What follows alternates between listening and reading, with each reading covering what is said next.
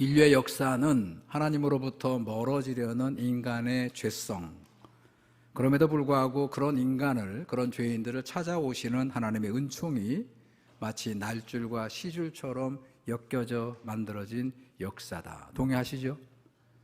그래서 지금도 세상은 흑암과 공허와 기품이 가득해 있지만 아직 우리가 희망을 갖는 것은 하나님의 은총의 빛, 하나님의 생명의 빛이 그럼에도 불구하고 사그러지지 아니하시고 오늘도 이 어두운 이 세상, 이 어두운 우리들의 성품을 향해 찾아오시는 빛이 계시기 때문에 우리는 희망을 가지고 오늘 예배를 통해서 하나님, 그 빛으로 오시는 하나님을 찬양하고 감사하는 그런 예배로 하나님께 영광 돌리는 우리 모두가 되기를 주님의 이름으로 축원합니다.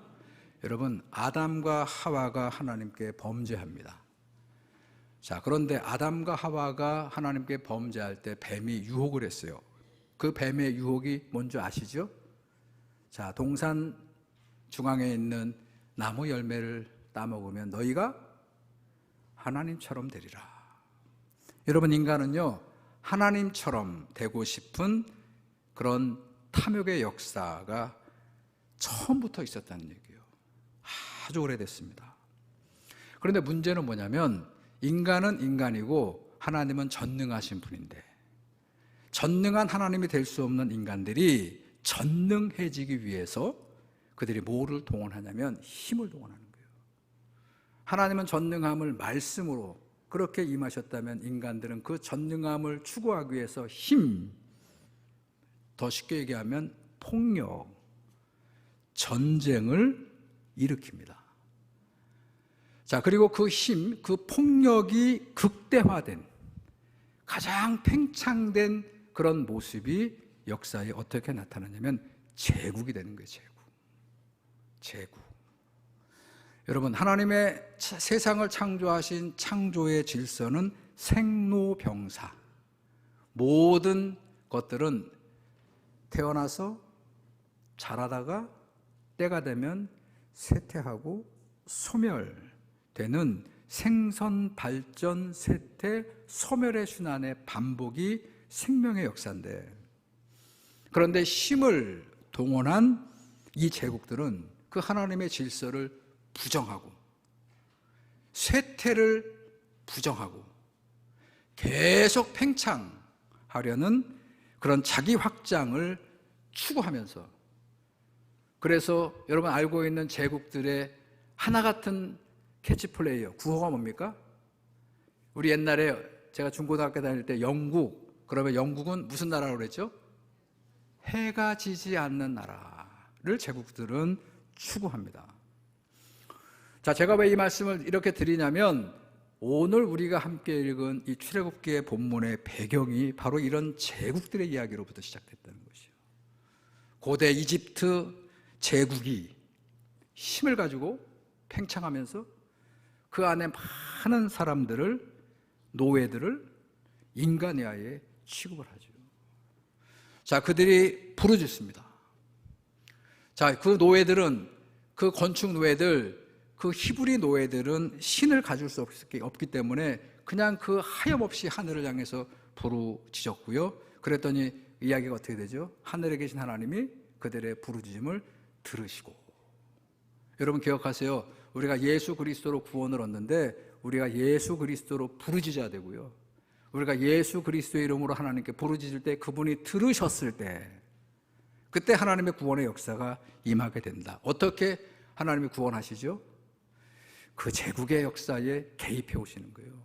여러분 기억하십시오. 하늘에 계신 하나님, 전능하신 하나님이 우리들의 부르짖음을 들으시고 우리들의 역사의 모든 절망하고 있는 상황에 개입해 들어오셔서, 그래서 애굽의 힘을 동원해서 그렇게 자기의 힘을 팽창하려는 파라오와 그 모든 애굽의 백성들은 벌하시고,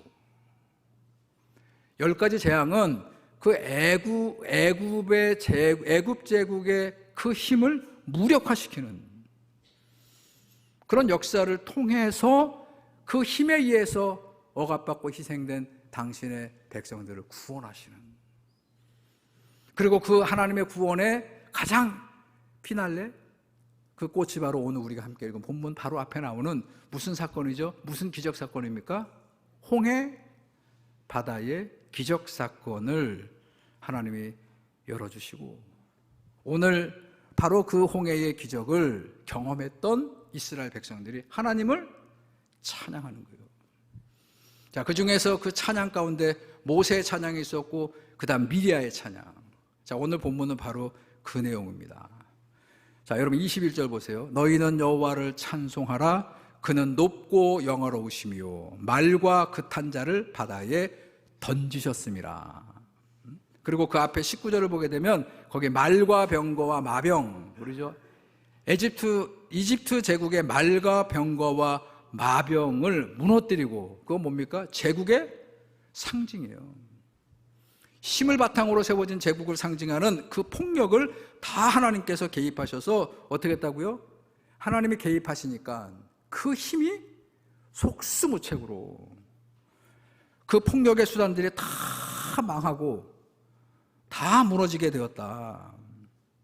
여러분 기억하세요. 하나님의 역사와 능력은 왜 그분이 전능하신 분이냐면, 이렇게 인간들의 탐욕과 온갖 것들이 망쳐놓은 역사를 하나님은 오셔서 어떻게 하는 분입니까?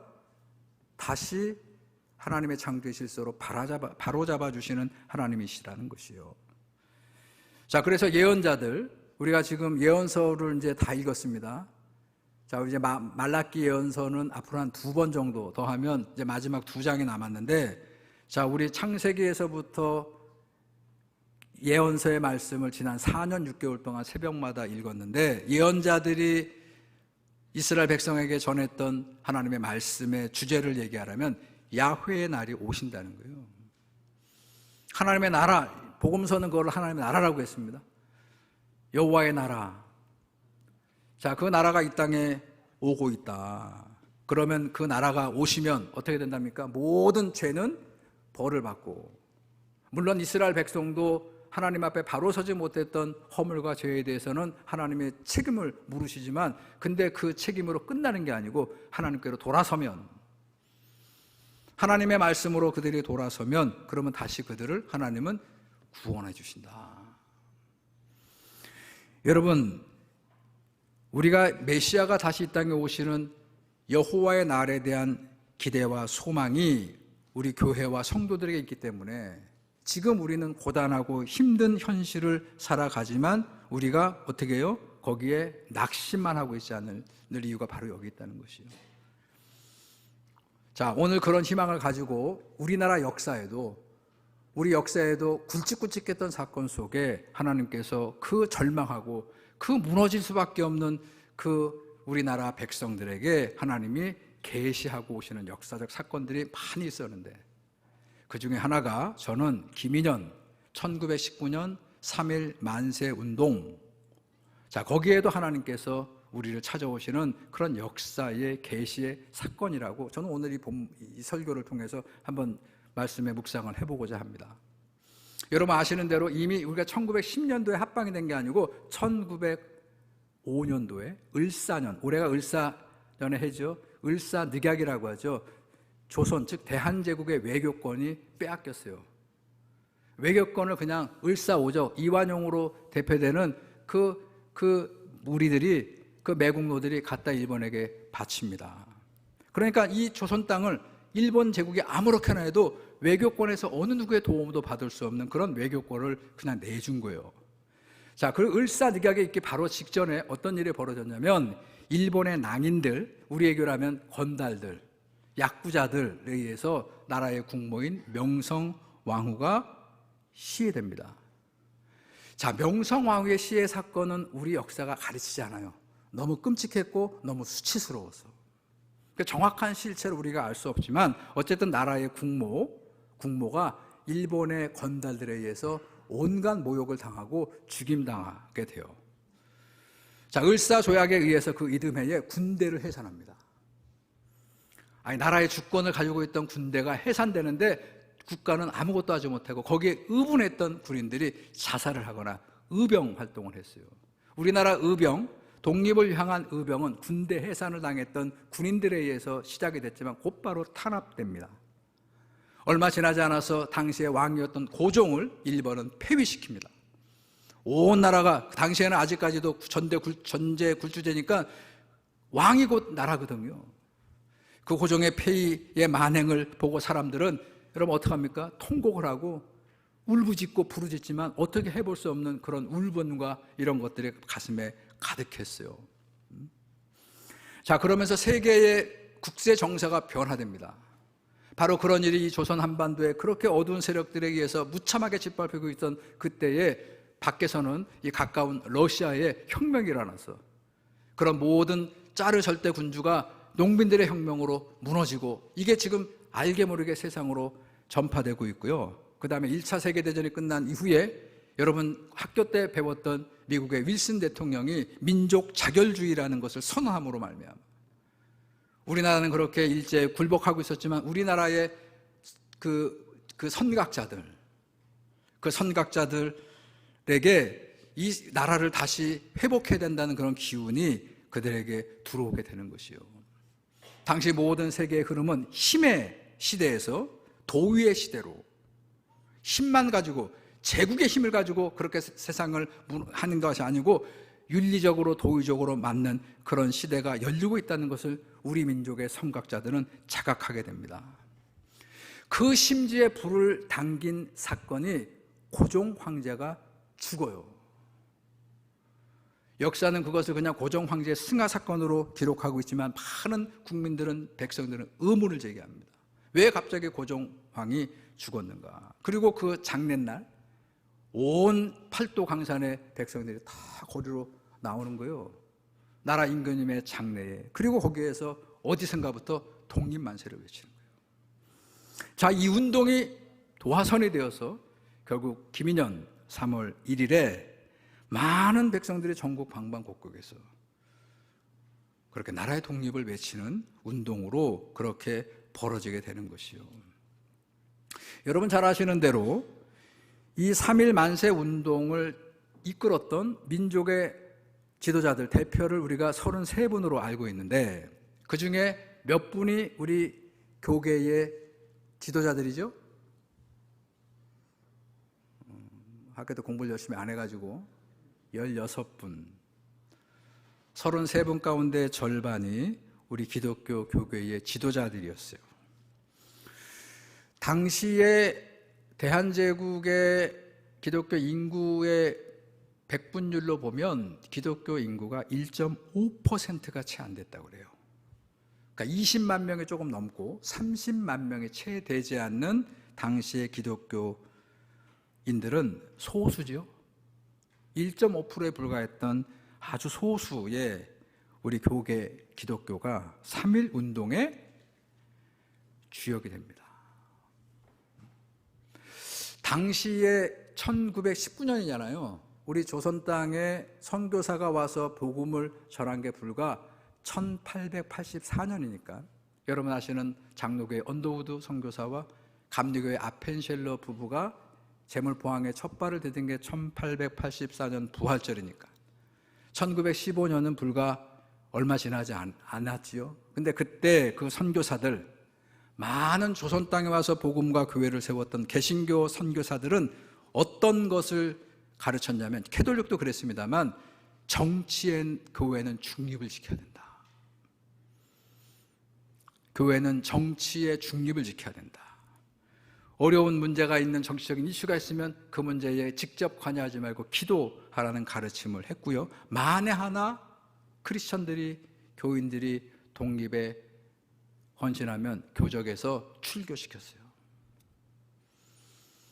자, 그럼에도 불구하고 말씀드린 대로 그런 상황에서 어떻게 3.1 독립운동의 민족의 대표가 절반이 되고 많은 교회들이 동참을 하고 교회 크리스천들이 세상에 나와서 대한독립 만세를 외치는 주역이 되었을까? 그 이유가 뭘까요? 궁금하지 않으세요? 지도자들, 즉 선교사들은 다 그러지 말라고 정치적 중립을 가르쳤고, 그리고 직접적으로 만약에 정치에 가담을 하고 독립운동에 가담을 하고 그렇게 되면 어떻게 됐다고요? 오히려 출교를 당하는 그런 상황에서 어떤 이유로 교회와 기독교인들이, 그 소수의 사람들이 그 독립을 위한 일에 그렇게 주역의 역할을 할 수 있었을까? 아이러니하게도 그 이유가 선교사들 때문이에요. 선교사들은 겉으로는 정치 중립을 가르쳤고 진짜로 정치에 관여하면 출교를 시켰는데, 근데 그들이 뭘 또 가르치냐면 성경 읽어라.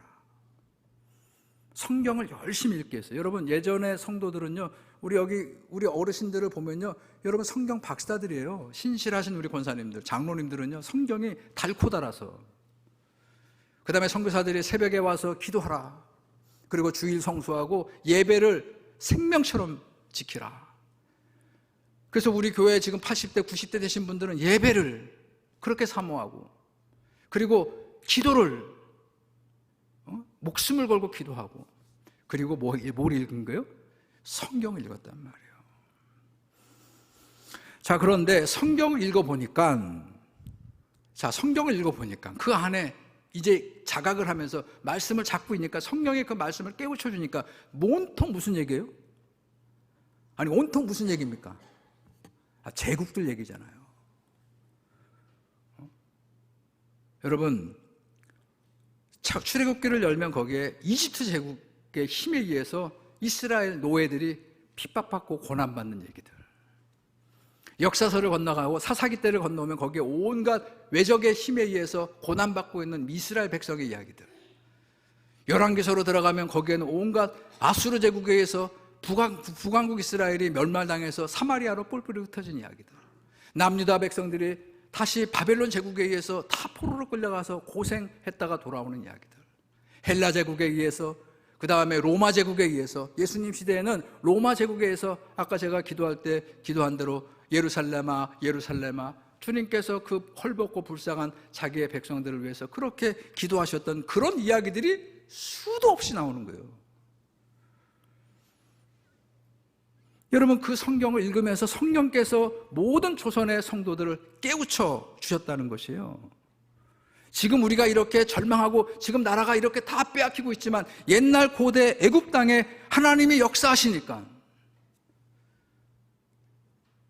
사람들이 전혀 생각지도 못했던 그런 일들이, 애굽의 젖줄인 나일강에 물이 피로 변하고, 여기저기에서 개구리떼가 막 튀어나오고, 온갖 먼지들이 다 이로 변해서 그 애굽 사람들을 괴롭히고, 파리가 창궐하고 멧돼지 떼가 추수철마다 나와서 제국의 전국을 휩쓸었다고 하는 그 이야기를 읽으면서, 애굽 땅에 역사하신 하나님의 권능이 우리가 저 히브리 백성들처럼 하나님께 부르짖고 하나님이 우리를 긍휼히 여기시면 어디에도 그 역사가, 그 재앙이 임한다고 그들은 믿었을까요?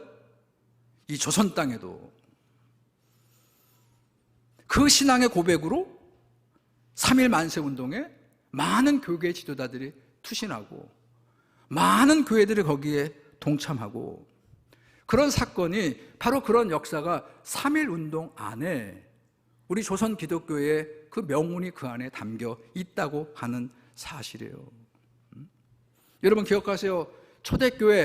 우리 초대교회 성경으로 말씀으로 무장됐던 교회와 성도들은 민족의 고난의 문제 앞에 응답하는 그런 믿음으로 하나님 앞에 자기들의 신앙을 드러냈어요. 그 3.1 독립운동 만세 사건으로 많은 성도들이 투옥이 됐고 죽임을 당했고, 마을에 있던 교회들이 불타고 어려움을 겪었음에도 불구하고 그들은 기회를 꺾지 않습니다.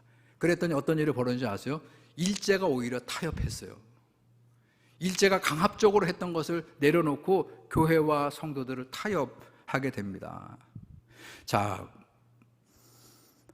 고난과 죽음을 두려워하지 않았다. 왜? 주님이 그랬던 것처럼, 다니엘이 그랬던 것처럼. 그래서 그들의 모든 폭압에도 오히려 자기들의 신앙의 기계를 세워왔는데, 근데 이런 기독교가 그렇게 잘해주고 그렇게 우대를 해주니까 변질하게 되는 거예요. 일단 교계 지도자들이 변질합니다.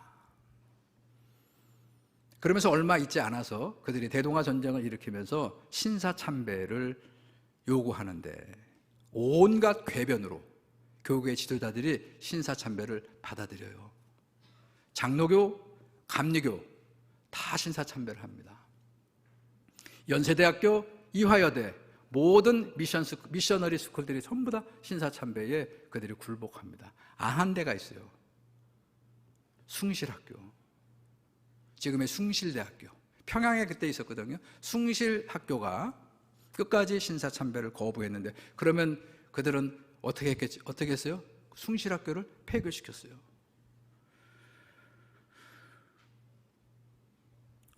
자, 변질된 기독교의 역사가 지금까지 계속 내려오고 있다는 것이요.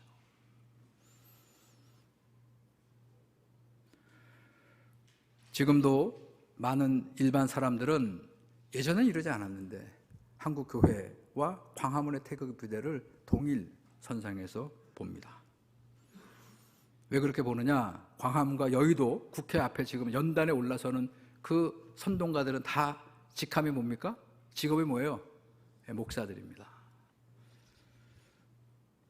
여러분, 저는 이제 시청 앞에 예전에 우리 교단에 기도회 때 올라갔더니 거기에 반대지편에 있는데, 그분들은 대형 스피커에다가 온종일 틀어놓는데 그 나오는 노래가 무슨 노래일까요? 찬송가입니다.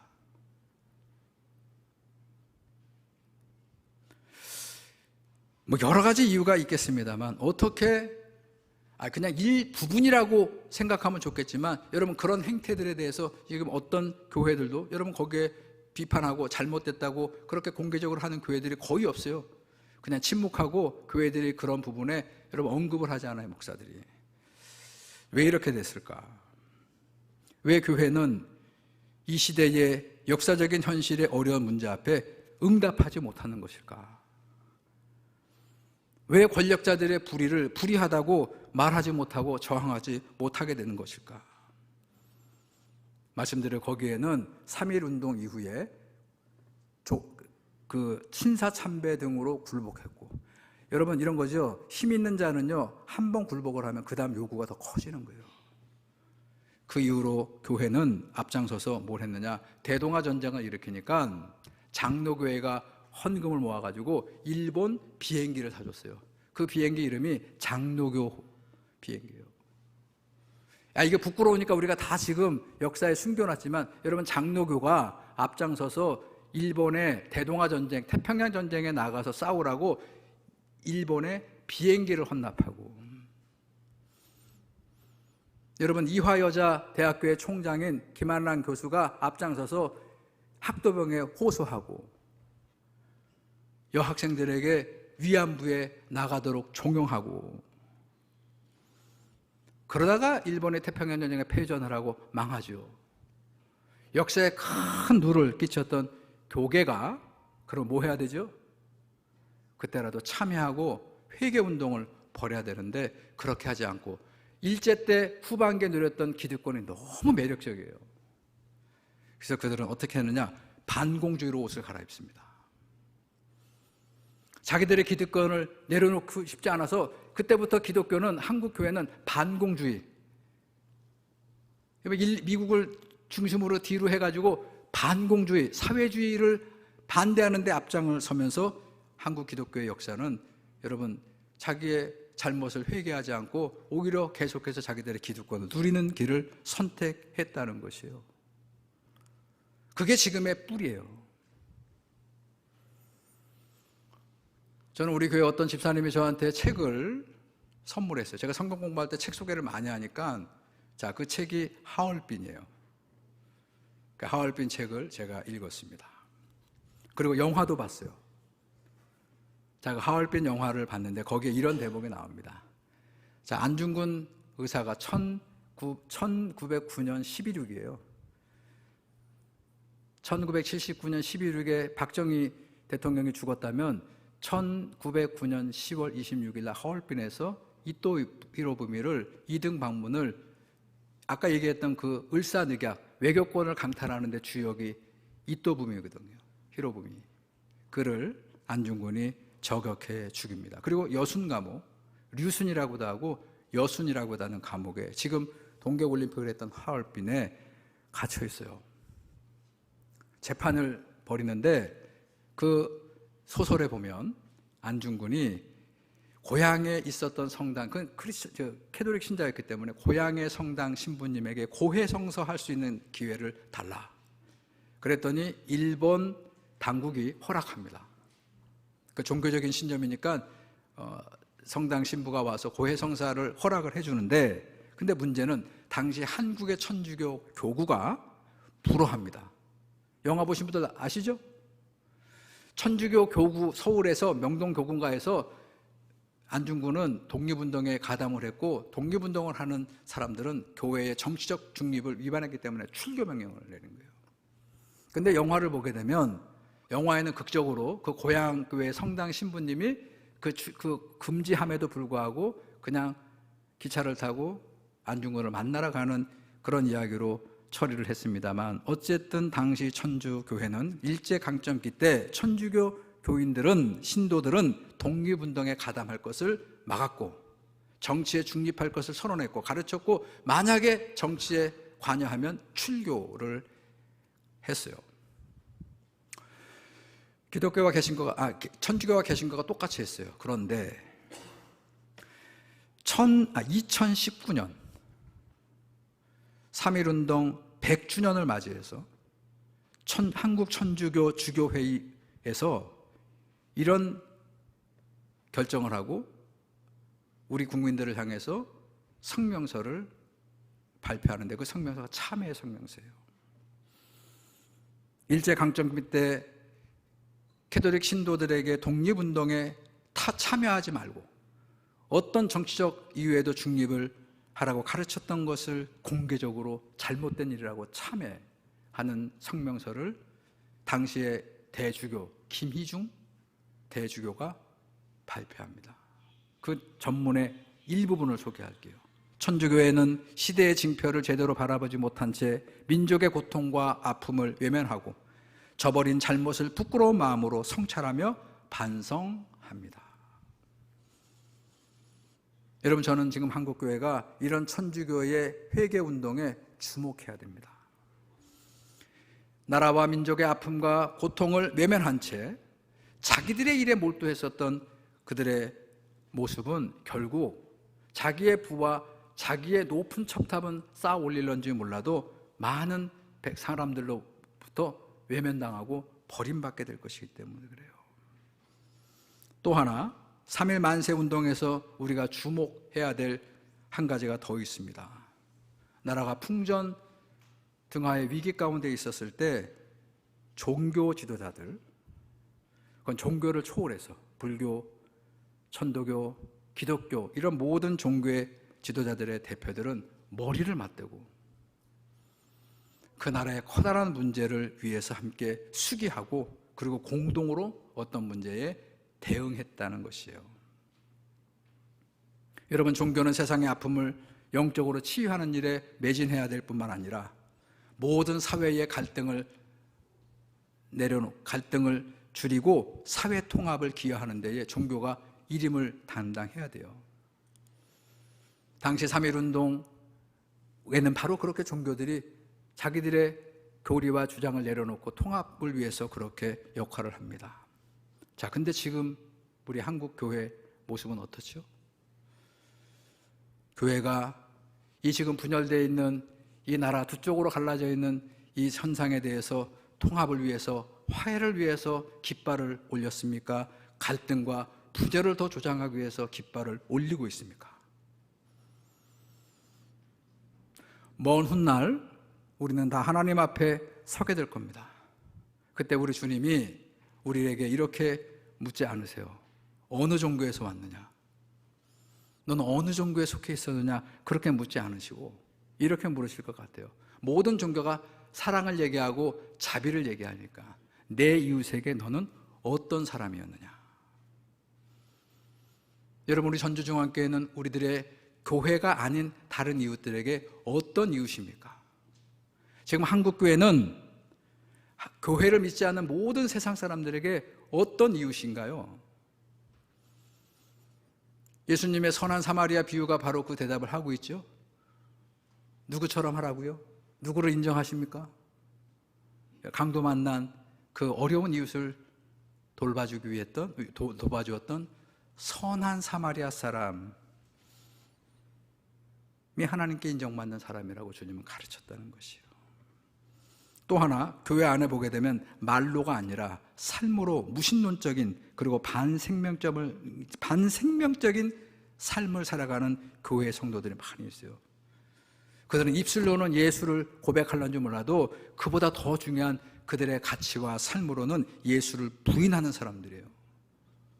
전쟁을 조장하고 모든 갈등을 앞장세우는 것은 하나님의 뜻을 삶으로 거부하는 그런 모습이기 때문에 그렇습니다. 여러분 기억하시기 바랍니다. 3.1운동의 신앙, 교회의 정신은 주저할 것도 없이 그 길이 억압하고 있는 모든 무력을 무너뜨리고 자유의 길을 나가기 위해서 선택했던 것이에요. 생명의 길을 선택했고 평화로 나가는 길을 우리 믿음의 선배들은 선택했어요. 그것이 하나님의 뜻이라고 성경을 통해서 그들의 신앙으로 자각했습니다. 오늘 저는 3.1 만세운동 106주년을 맞이해서 우리 교회를 포함한 한국의 모든 교회가 다시 한번 우리 스스로를 성찰해보고 이 한국 역사, 우리 대한민국의 역사의 발전에 우리는 걸림돌이 혹시 되지 않을런지, 여러분 디딤돌은 되지 못할지언정 이 역사에 걸림돌이 되지 않기 위해서 다시 한번 우리를 성찰하고 하나님 말씀에 우리가 어디에 따라 되는가를 깊이 묵상하고 기도하고 사역하는 우리 모두가 되기를 주님의 이름으로 축원합니다. 하나님, 오늘 3.1절 기념주의를 맞이해서 하나님의 말씀을 저희들이 묵상합니다. 숨죽여 억압받던 그 시대에, 그 암울했던 그 절망의 시대에 조선의 교회와 백성들은 성경을 읽었고 그 성경에서 제국에 의해서 침탈당하고 어려움을 겪고 있는 그 히브리 약자들을 하나님의 부르짖음 가운데 들으시고 그들을 구원하시고 그 역사에 개입하셨을 때에 모든 제국의 세력들이 무너지고 홍해가 갈라져서 당신의 백성들은 마른 땅을 건너 구원해 주시고 그 백성들을 학살하기 위한 모든 제국의 힘들은 다 바닷물에 던졌던 그 역사가 이 땅에도 이루어지기를 바라며 만세운동을 벌였던 조상들의 기계와 신앙을 기억하게 하시고 지금도 이 땅에 이 어두운 세력으로 가득 탄 한국 사회를 하나님의 말씀으로 저희들이 깨닫게 하시고 하나님의 선한 뜻, 옳은 뜻이 이루어지기를 위해서 기도하고 역할하는 우리 교회들, 우리 모든 성도들이 되게 하여 주시옵소서. 예수님의 이름으로 기도드렸습니다. 아멘.